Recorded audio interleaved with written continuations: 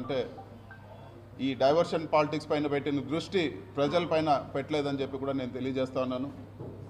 అన్ని ఫైల్స్ ఆన్లైన్లో ఉన్నా కూడా మదన్పల్లిలో ఏదో కాలిపోయింది ఏదో అయిందని చెప్పి సంబంధం లేని విషయానికి హెలికాప్టర్ పంపించి దాన్ని ఏదో ఒక సెన్సేషనలైజ్ చేసి అదేదో ఒక సమస్యలాగా సృష్టించారు. అదే హెలికాప్టరు ఈరోజు వరద సహాయ చర్యలకు ఎందుకు పంపించలేదని చెప్పి కూడా నేను ఈరోజు ప్రభుత్వాన్ని నిలదీస్తూ ఉన్నాను. అదేవిధంగా ఈరోజు వాస్తవంగా నిజంగా మహిళలకి ఇబ్బంది జరిగి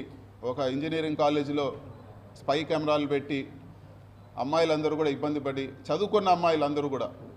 వాళ్ళు ఏ రాజకీయ పార్టీకి సంబంధించిన వాళ్ళు కాదు, మొత్తం అమ్మాయిలందరూ కూడా ధర్నా చేస్తే ఈ విధంగా జరిగింది, మాకు సెక్యూరిటీ లేదు, మాకు ఈ విధంగా అన్యాయం జరిగిందని ధర్నా చేస్తే ఇన్వెస్టిగేషన్ జరుగుతున్నప్పుడే దీంట్లో ఏం లేదు అని చెప్పి సాక్షాత్తు ముఖ్యమంత్రి ఆయన కొడుకు ఇద్దరు కూడా